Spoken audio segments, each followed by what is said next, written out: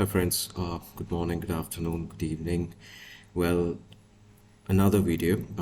This video I'm going to explain you about S3 storage classes and the S3 lifecycle configuration. Yeah. So when I'm talking about S3, if you see my previous videos, I was just explaining about the replication, versioning, and static website hosting. So in this video, I thought of explaining on one more topic which is very important: storage classes. Okay. The first thing is whenever you're uploading a object, the default. Okay. Before I get into that, AWS gives you various storage classes for an object. Okay. So if you Google AWS S3 storage classes, okay, if you click on the first link. Okay, so whatever you're seeing on the left side, I'm talking about the left side part, S3 standard, S3 intelligent tiering. I'm just talking about these things.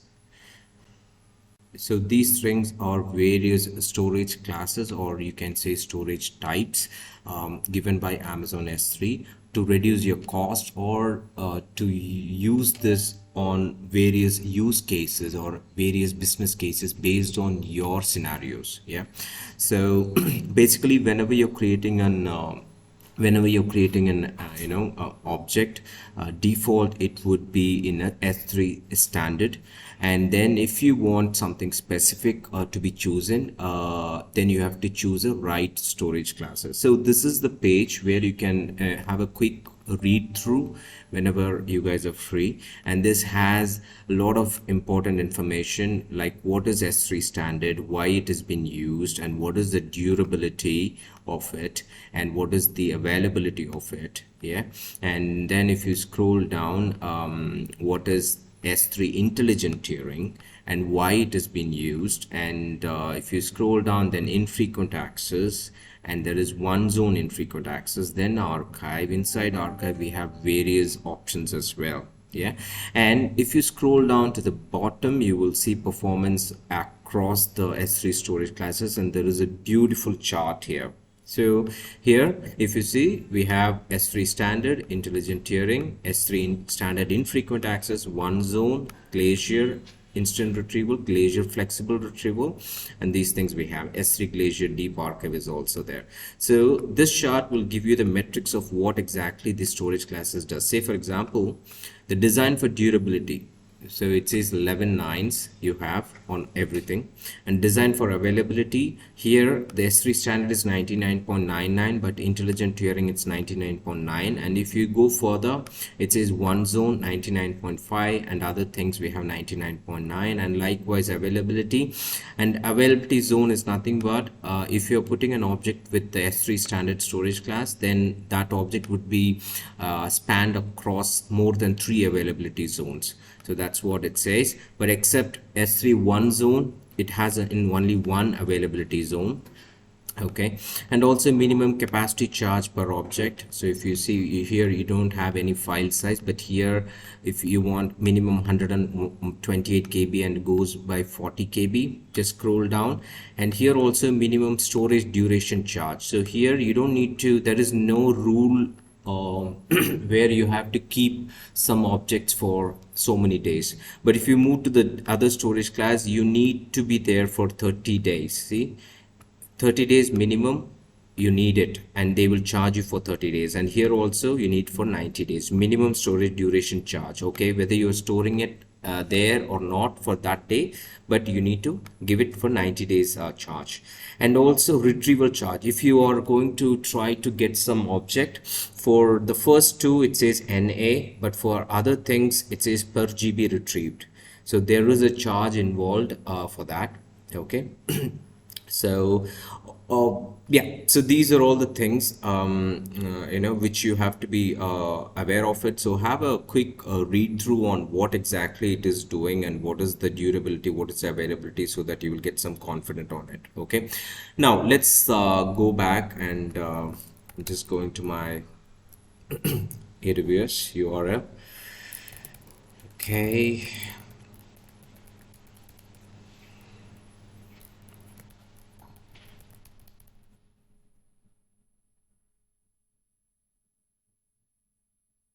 Okay, cool. So searching for S3 here, or you can always, it's in my favorites, or you can recently visit it.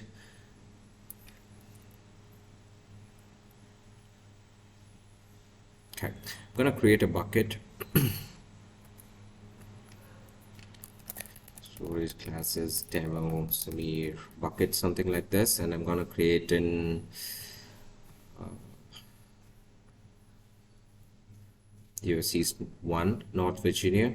Okay, now if you scroll down, I'm not going to change anything. ACL should be recommended because I'm going to use for public access. I'm not going to change anything else here. So just scroll down and then click on create bucket.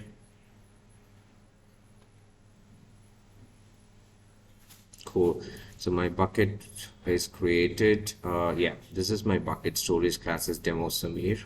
And here what I'm going to do is I'm going to upload one object. Okay, so click on upload and then click on add files. So you can take any files. Okay, say for example I'm taking this file, Ninja Armor. Okay, now when you click on add files, yeah, and then scroll down, and you have a couple of options here. One is permissions and the other one is properties.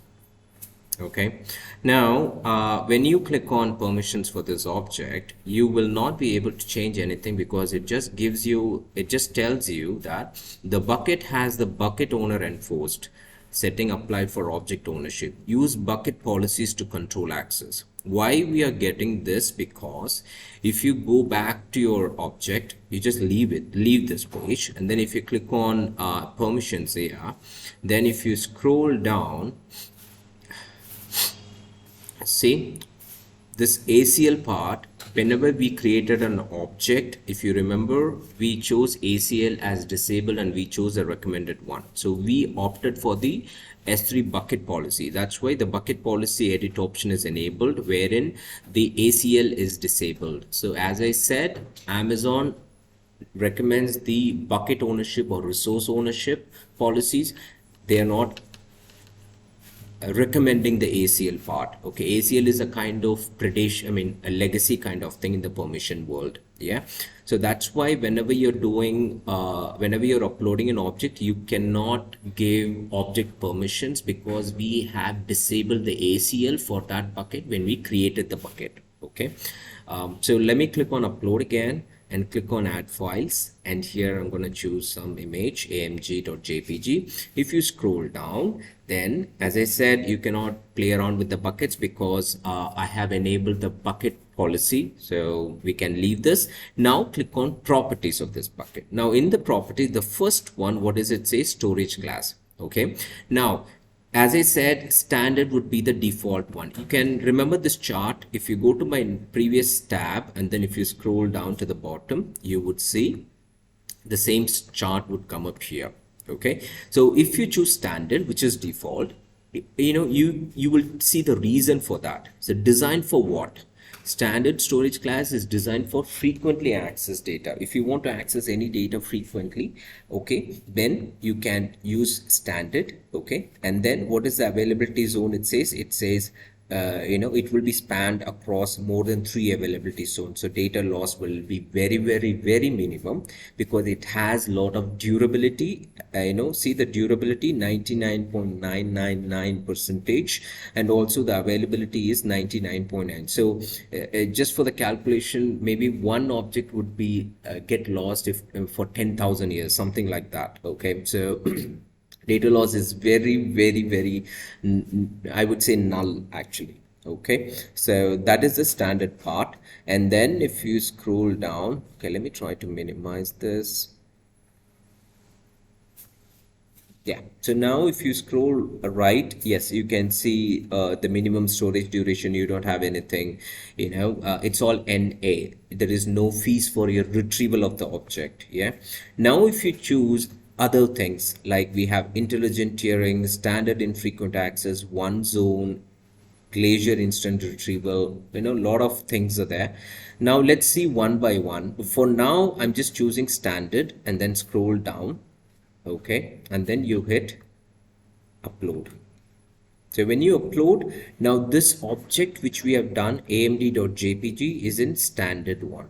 Okay, now if you want to upload one more, click on upload. I'm clicking on add files, and say for example I want to upload this bike sun. Scroll down, and if you want to change the properties of this, then scroll down. Now for example, you want to choose, I will talk about intelligent tiering in a couple of minutes. Now I want to talk about standard infrequent access. Now what is standard infrequent access? So here if you see infrequently accessed data. Okay, when you compare the standard is frequently accessed data, standard infrequent is infrequently accessed data once a month. So you're expecting your business case like that. Okay, you're not, you're expecting like this particular object, the aim, whatever file which I'm uploading right now. Okay, so whatever file I'm uploading right now, with this file name bike sun. Okay, this I'm expecting that it would get access once in a month or twice in a month. Okay, it is not so frequently done. So if you're expecting like that, then you can create that into this storage classes. So Samir, why are we doing this? If you go to next tab and just typing S3 storage pricing, storage classes pricing. So if you do that, so click on the first tab, and then you need to see this page, which is very important, which you have to read through first. See that S3 standard first 50 terabytes per month, it just says 0.023 cents per GB. Okay, but if you compare S3 standard infrequent access, all storage per month, so this is $0.0125 per GB. Okay, so likewise you can compare the pricing amount, and here you have to choose a region. Which region? So right now if I'm choosing US East North Virginia, I would get the North Virginia pricing category.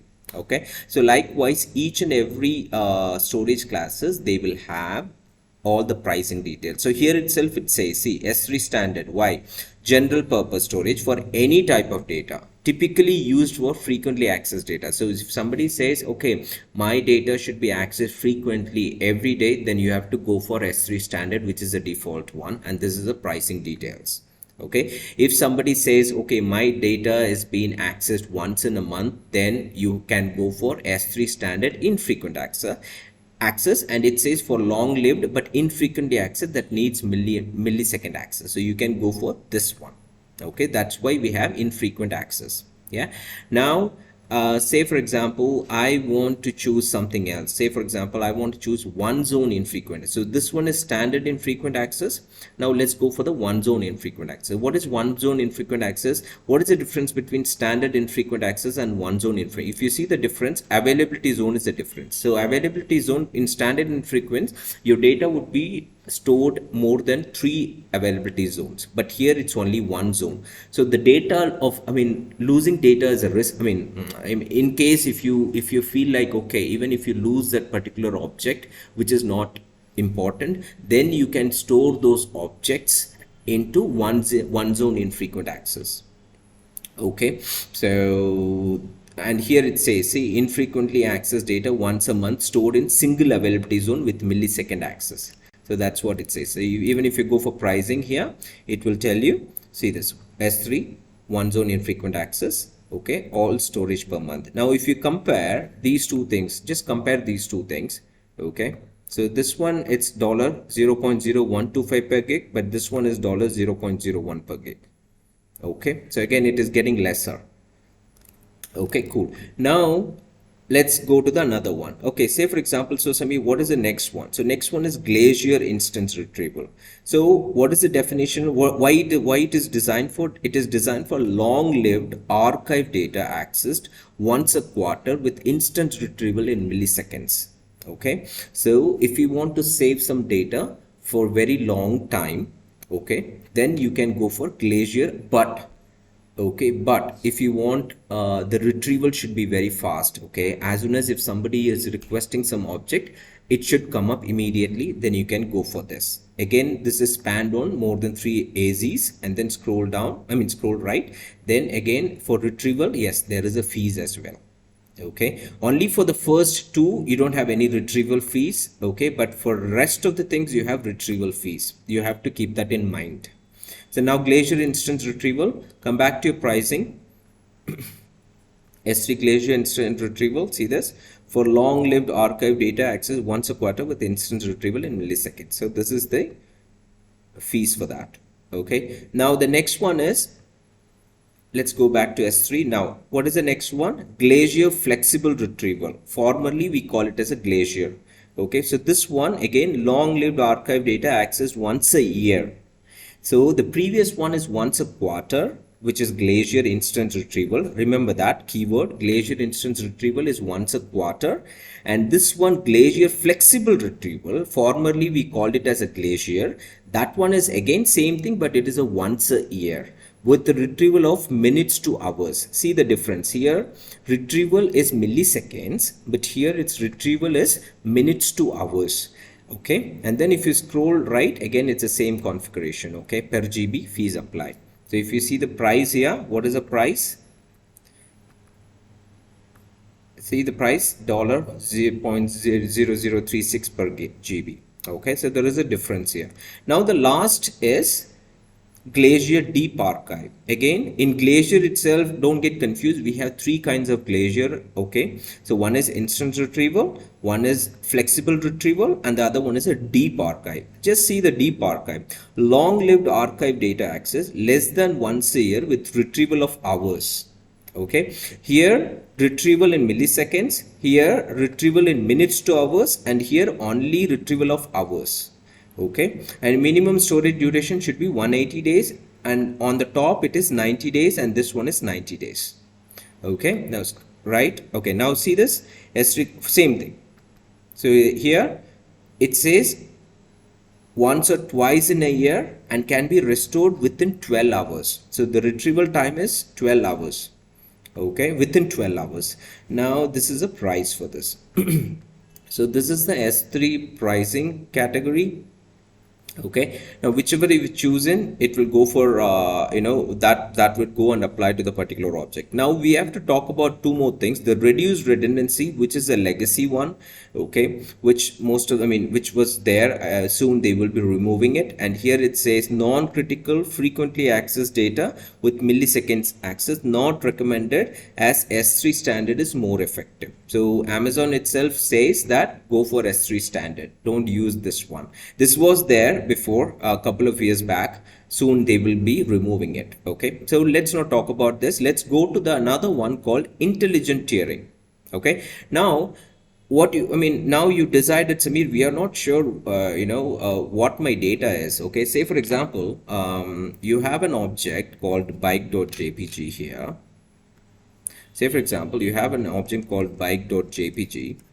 Okay, and you're not sure how it's gonna work. Okay, like maybe for first 3 days there would be a lot of traffic in accessing, and for next 30 days there won't be no traffic like that. So what you can do is you can put this bike.jpg in intelligent tiering.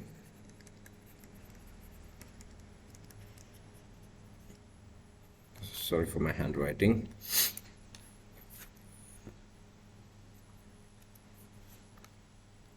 When you put it for intelligent tiering, what happens is, say for example, this is frequent access, okay, and then this is infrequent access, and again your image became viral. It became so viral that a lot of people are watching it. Now this one I'm talking about intelligent tiering.